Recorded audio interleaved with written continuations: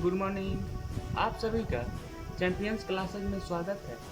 आज मैं आप लोगों के समक्ष बेरोजगारी को लेकर के कुछ अपना विचार प्रकट करने आया हूँ।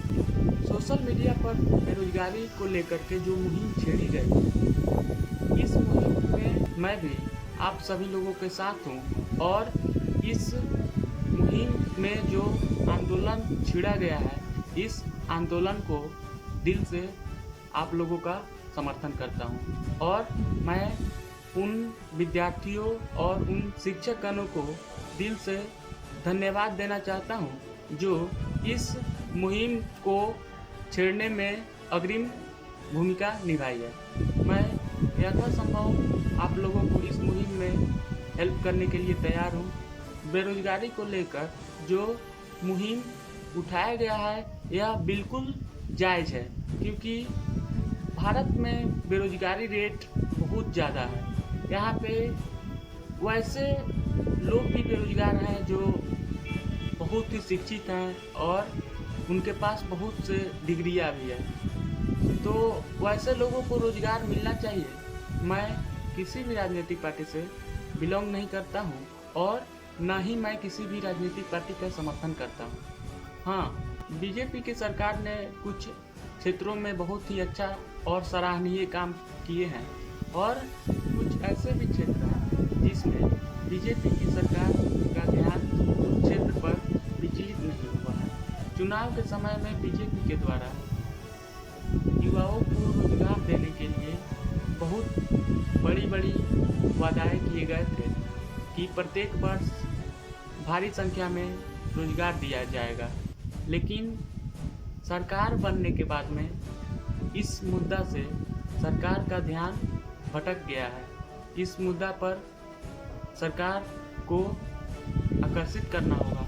मार्च 2019 में आरआरबी, एनटीपीसी और ग्रुप डी की 1.4 लाख के अप्रॉक्स में वैकेंसी आती है और 4 करोड़ के नियर अबाउट स्टूडेंट्स के द्वारा उस फॉर्म को भी फिलअप किया जाता है और प्रत्येक स्टूडेंट से 500 रुपीज़ लिया जाता है, जो कि इस एग्ज़ाम को लेने के लिए पर्याप्त है, ज़्यादा रुपया है। फिर भी प्रत्येक स्टूडेंट्स उस फी को पेड करते हैं और उस नोटिफिकेशन में यह भी कहा जाता है कि एग्ज़ाम कंडक्ट होने के बाद में आपका 400 रुपीज़ रिफ़ंड कर दिया जाएगा। लेकिन रिफ़ंड करना तो दूर, यह एग्ज़ाम अभी तक कंडक्ट नहीं हो पाया और न ही इसके लिए कोई भी नोटिफिकेशन आरआरबी के द्वारा दिया गया है। इसीलिए मैं रेल मंत्री से अनुरोध करूँगा कि वे इस एग्ज़ाम जल्द से जल्द कंडक्ट कराएं, ताकि 1,40,000 बच्चे जिनका कि सिलेक्शन निश्चित रूप से इस एनटीपीसी और ग्रुप डी में हो जाएगा, उतना लोग तो कम से कम स्टेबल हो जाएंगे। और भी एग्ज़ाम्स एसएससी ने 2016-17 में कंडक्ट कराए थे, जिनका कि रिजल्ट अभी तक डिक्लेयर नहीं किए। तो इस मुहिम के बाद में एसएससी ने कुछ नोटिफिकेशन जारी किए हैं, जिसमें वे एग्ज़ाम्स का रिजल्ट देने के डेट जो है वह निश्चित किए हुए हैं। तो मैं एसएससी को धन्यवाद देना चाहता हूँ कि वे इस मुहिम के कारण अपना एग्ज़ाम का डेट जो है वह एक फिक्स किए हुए हैं। लेकिन आरआरबी के द्वारा अभी तक कोई भी नोटिफिकेशन नहीं जारी किया गया है। सो मैं रेलवे बोर्ड से अनुग्रह करता हूँ कि वे जल्द से जल्द एनटीपीसी और ग्रुप डी को लेकर के नोटिफिकेशन जारी करें, ताकि स्टूडेंट्स को अच्छी फीलिंग आए और वह जोर लगा करके इस एग्ज़ाम्स के प्रिपरेशन स्टार्ट कर दें।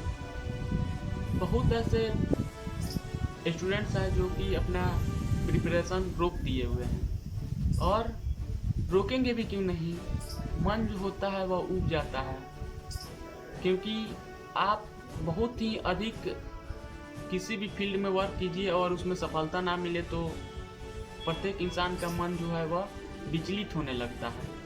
तो मैं रेलवे बोर्ड से यह अनुग्रह करता हूं कि वह जल्द से जल्द नोटिफिकेशन जारी करें और मैं उन विद्यार्थियों से अनुग्रह करता हूं कि वे अपना पढ़ाई को आगे जारी रखें और सफल हों।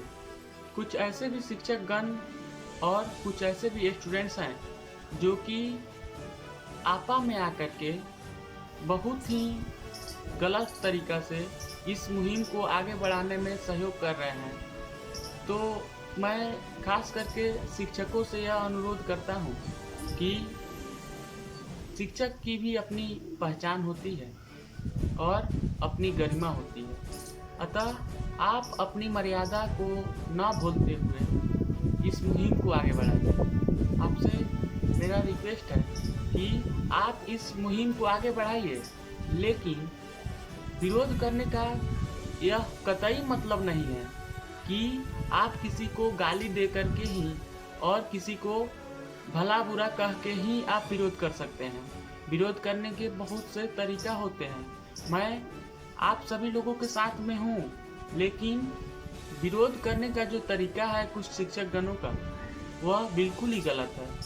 मैं समझता हूँ कि सभी शिक्षकगण और विद्यार्थी गुस्सा में हैं, तो गुस्सा में होने का मतलब यह नहीं है कि आप किसी को गाली दीजिए, किसी के बारे में भला बुरा कहिए। आप अपनी मर्यादा में रह करके इस मुहिम को आगे बढ़ाइए और इस मुहिम को आगे बढ़ाने में सहयोग कीजिए। संक्षिप्त में मैं यह कहना चाहता हूँ कि आप सभी लोग इस मुहिम को आगे बढ़ाने में सभी शिक्षकगणों और विद्यार्थीगणों का सहयोग कीजिए और किसी को गाली दे करके आप अपने व्यक्तित्व को खराब कर रहे हैं। अतः आपसे अनुरोध है कि आप किसी को गाली न दे करके अपनी मर्यादा में रह करके इस मुहिम में हम लोगों का सहयोग कीजिए। मैं मीडिया कर्मियों से भी अनुरोध करता हूं कि वे बेरोजगारी के मुद्दों पर भी डिबेट करें और बेरोजगारी के मुद्दों पर भी न्यूज़ को पब्लिश करें, ताकि लोगों का और सरकार का ध्यान भी बेरोजगारी के दूर करने के मुद्दों पर आए, क्योंकि भारत का बेरोजगारी रेट जो है वो बहुत ही ज़्यादा है। सो अब हम लोग बेरोजगारी को दूर करने के लिए ही क्यों न मुहिम छेड़ें।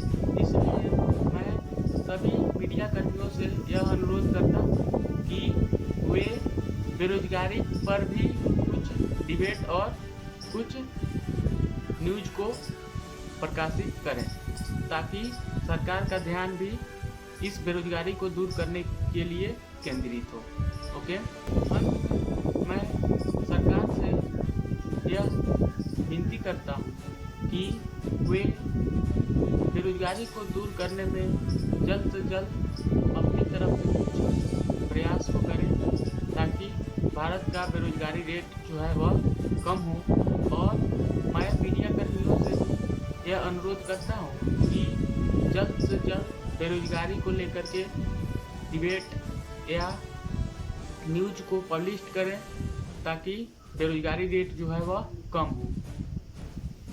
मैं सभी शिक्षकगण और सभी विद्यार्थीगण के साथ में मैं इस मुहिम में आप लोगों के साथ खड़ा हूँ और यथासंभव मैं इस मुहिम में सहयोग करने के लिए तैयार हूँ। ओके, मेरा सुझाव यह है कि कोई भी वैकेंसी निकले तो उसके लिए पहले से ही डेट जो है वह फिक्स होना चाहिए और उस फिक्स किए हुए डेट पे आपका वर्क जो है वह डेफिनेटली होना ही चाहिए। जैसे कुछ ऐसे भी एग्जाम्स हैं जिनके लिए डेट जो है वह फिक्स रहता है, लेकिन उस डेट पर एग्ज़ाम कंडक्ट नहीं हो पाता है और रिजल्ट भी डिक्लेयर नहीं हो पाता। अतः मैं यह चाहता हूँ कि निश्चित समय पर वैकेंसी आए और उस वैकेंसी के साथ साथ नोटिफिकेशन में एग्ज़ाम कंडक्ट करने का डेट और डिक्लेयर रिजल्ट करने का डेट जो है वह फिक्स होना चाहिए और उस फिक्स डेट पर एग्जाम कंडक्ट होना चाहिए और रिजल्ट भी पब्लिश होना चाहिए। एक तो वैकेंसियाँ कम आने लगी है और उस वैकेंसी पे बहुत से ज़्यादा संख्या में बच्चे फॉर्म को फिलअप करते हैं और वो भी एग्ज़ाम अगर टाइम पे नहीं हो तो यह बहुत ही गलत बात है। ओके, तो मैं चाहता हूँ कि जो भी वैकेंसी आ रही है उसका सही समय पे एग्ज़ाम हो जाए और सही समय पे रिजल्ट डिक्लेयर हो जाए। कुछ ऐसे भी एग्ज़ाम्स हुए हैं जिनका कि रिजल्ट अभी तक डिक्लेयर नहीं हुए हैं और सिलेक्शन होने की बात तो दूर है। इसलिए मैं इन सब मुद्दों पे सरकार से यह कहना चाहता हूँ कि जो भी वैकेंसी आ रही है उस वैकेंसी को जो भी क्राइटेरिया है आपका, उस क्राइटेरिया को मानते हुए ही बच्चे जो है उस फॉर्म को फिलअप कर रहे हैं। लेकिन आप इस क्राइटेरिया को पूरा नहीं कर पा रहे हैं। आप नोटिफिकेशन में जो भी डेट दे रहे हैं उस डेट के अनुरूप आपका जो है वर्क नहीं हो पा रहा है। आप जो भी एग्ज़ाम का डेट दे रहे हैं उस डेट पर एग्ज़ाम नहीं हो पा रहा है। जो भी रिजल्ट पब्लिश करने का डेट दे रहे हैं उस डेट पर भी आपका रिजल्ट पब्लिश नहीं हो रहा है और ज्वाइनिंग करते करते बच्चों का समय जो है वह 4 साल 5 साल लग जा रहा है। 4-5 साल का समय बहुत अधिक होता है, कम नहीं होता है। तो अंत में मैं आप लोगों से यह रिक्वेस्ट करना चाहता हूँ कि आप अपनी मर्यादा को समझते हुए इस मुहिम को आगे बढ़ने में सहायता करें